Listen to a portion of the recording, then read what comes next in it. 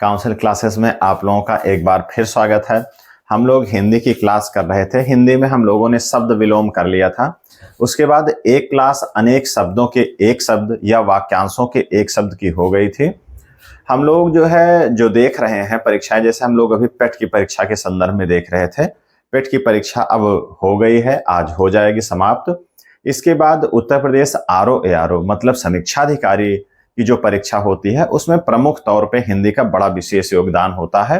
तो सीधे हम लोग आइए देखते हैं उत्तर प्रदेश आरओ एआरओ के संदर्भ में या ऐसी परीक्षा जिसमें हिंदी का प्रमुख योगदान होता है।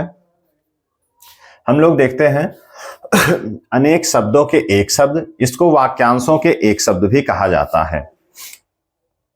तो कुछ विशेष बिंदुओं से हम लोग देखते हैं, सीधे ऐसे ना देख करके एक सरसरे तौर पे एक माइंड मेकअप, एक थोड़ा सिस्टम बनाने की कोशिश करते हैं कि जिससे हमको चीजें याद हो पाए कि हाँ इन चीजों से ये इसका निर्माण हुआ है या उससे ये मिलती जुलती दिख रही हैं।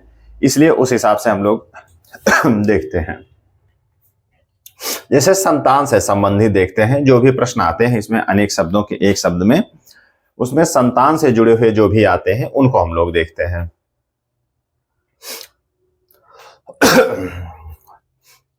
पहला है माता या पिता द्वारा परित्यक्त पुत्र, मतलब कि माता पिता द्वारा जो पुत्र छोड़ दिया गया है, त्याग दिया गया है, उस पुत्र को क्या कहते हैं? अपविद्ध। अपविद्ध माने होता है जो नीच, त्यागा गया, छोड़ दिया गया, जो भी चाहे चीज हो, पुत्र के मामले में इसको क्या कहेंगे? अपविद्ध। ऐसा पुत्र जिसको माता पिता ने त्याग दिया हो, छोड़ दिया हो। अपनी विवाहिता पत्नी से उत्पन्न पुत्र औरस, अपनी पत्नी से जो पुत्र उत्पन्न होता है उसको क्या कहते हैं? औरस। जो वैध संतान हो जो वैध संतान हो उसको क्या कहेंगे? औरस। मतलब अपनी पत्नी से जो पुत्र होगा वो वैध ही होगा, तो उसको भी क्या कहेंगे? औरस। गैर पुरुष से उत्पन्न संतान को क्या कहेंगे? जारज। क्या कहेंगे? जारज। गैर पुरुष से उत्पन्न पुत्र को जारज। दूसरी मां की कोख से जन्म लेने वाला, उसको क्या कहेंगे? अन्योदर। एक स्क्रीनशॉट इसका ले लीजिए आप लोग।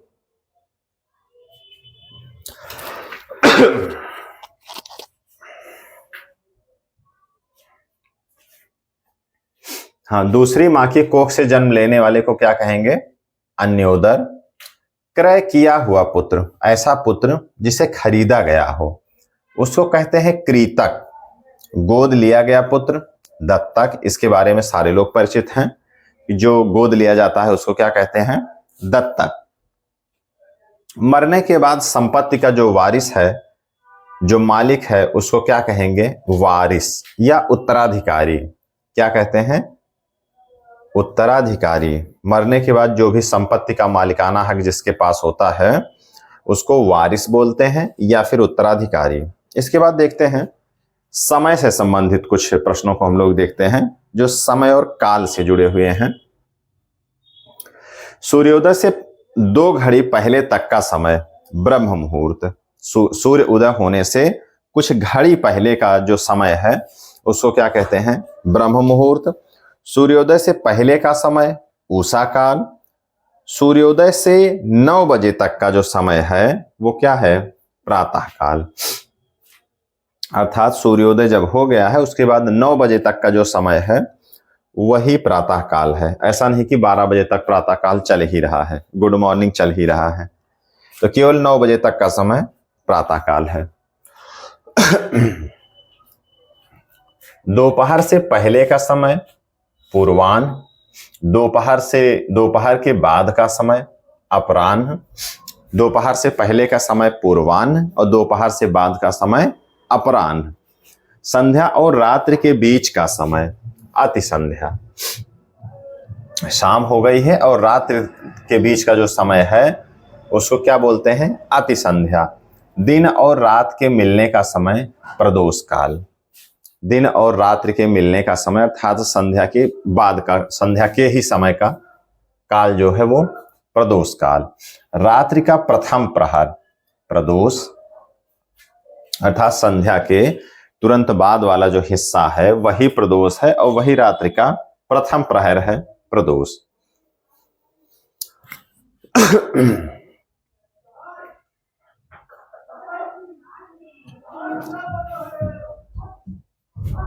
तो रात्रि का प्रथम प्रहर प्रदोष, उसके बाद रात्रि का दूसरा प्रहर द्वियामा, मध्य रात्रि का समय निशीथ, जो एकदम मिडनाइट है उसको क्या बोलते हैं, निशीथ। ये सब रात्रि की ही पर्यायवाची हैं, लेकिन उन सबका एक विशेष नाम है कि कौन किस समय कहा जाता है, यही नाम पूछा जाता है, प्रश्न में सीधा लिखा रहता है और यही सारे विकल्प उसमें मिलते हैं, तब कंफ्यूजन हो जाती है। हमने बार बार बताया है कि अगर पूछा गया है रात्रि का दूसरा प्रहर तो ये नहीं कि द्वियामा होगा फिर यहां से औरस हो जाएगा, पूर्वान, ऐसा नहीं, द्वियामा, त्रियामा, निशीथ, ऐसे ही करके विकल्प दिए गए होंगे। रात्रि का प्रथम प्रहर प्रदोष, रात्रि का दूसरा प्रहर द्वियामा, रात्रि का तीसरा प्रहर त्रियामा और रात्रि का चौथा प्रहर ब्रह्म मुहूर्त। मतलब कि 4 पहर होते होते ये सुबह हो गई अब, तो इसको क्या कहेंगे, ब्रह्म मुहूर्त। और मध्य रात्रि का जो समय है उसको क्या कहते हैं, निशीथ। इसी के साथ में देखें अंधेरी रात, अंधेरी रात को क्या कहते हैं, तमिस्त्रा, अंधेरी रात को तमिस्त्रा, तारों भरी रात को विभावरी और चांदनी रात को सरवरी। एक कविता है, बीते विभावरी जागरी, मतलब कि तारों भरी रात जो है बीत गई है, अब जागो। तो अंधेरी रात को तमिस्त्रा और तारों भरी रात को विभावरी, चांदनी रात को सरवरी। तो ये प्रमुख तौर पे कुछ समय से जुड़े हुए, यहां से लेकर के 7, 8, 9 जो है समय से जुड़े हुए हैं, हाँ, संतानों से जुड़े हुए, और इधर लगभग 8 से 10 मिला करके ये सब, ये जो है समय से जुड़े हुए हैं। रात्रि, दोपहर, संध्या और सरवरी, विभावरी, इन सब चीजों को, जिसमें लगभग सारे शब्दों में एक समानता होती है, उन सबको हम लोगों ने पढ़ लिया है।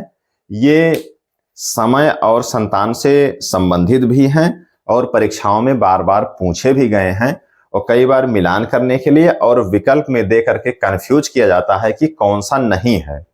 तो इस संदर्भ में हम लोगों ने इनको अब इकट्ठा पढ़ लिया है, अलग अलग पढ़ने से उतनी स्पष्टता ना हो पाती, इकट्ठा पढ़ लेने से अब ये एक बार हमारा क्लियर हो गया है। एक बार आप वीडियो देख लेंगे और इसका स्क्रीनशॉट लेकर के एक पेज में लिखते जाएंगे, मुश्किल से ये 10 इधर 10 इधर 20 22 कुल मिला करके हैं, इनको आप लिख करके एग्जाम से पहले एक बार अगर इनको आप देख लेंगे, निश्चित तौर पे आपके लिए बिल्कुल गुणकारी होगा ये, और एकदम औषध की तरह काम करेगा। और परीक्षा में जब आपके इनसे मुलाकात होगी तब आप निश्चित तौर पर प्रसन्नता का अनुभव करेंगे। तो ये रहा आज का वीडियो। आज की क्लास में हम लोगों ने अनेक शब्दों से एक शब्द की ये दूसरी क्लास हम लोगों ने देखी। इसके बाद 3 से 4 और क्लास हम लोग देखेंगे, ताकि कम से कम 200 शब्दों का एक कलेक्शन हमारे पास हो जाए। तो इस तरीके से आप अगर हमारे वीडियो को देखते हैं, हमारी क्लास को आप देखते हैं, अगर आपको ठीक लगता है तो इसको शेयर एंड सब्सक्राइब जरूर करें, और इसको आप नोट्स जरूर बनाएं। मेरी ये सलाह है, अगर आप कुछ ना कर पाए तो कम से कम इसका एक बार देख करके नोट्स बना लें, दोबारा मन करे तब देखें, मन करे उसको ना देखें। और कमेंट में आप कुछ ना कुछ आप जरूर लिखें कि ठीक कैसा रहा वीडियो, या क्या इसमें कमी रह जा रही है, इस तरीके की बातें आप कमेंट में लिख सकते हैं। तो आज की क्लास हमारी यहीं पर खत्म होती है। ठीक है, धन्यवाद।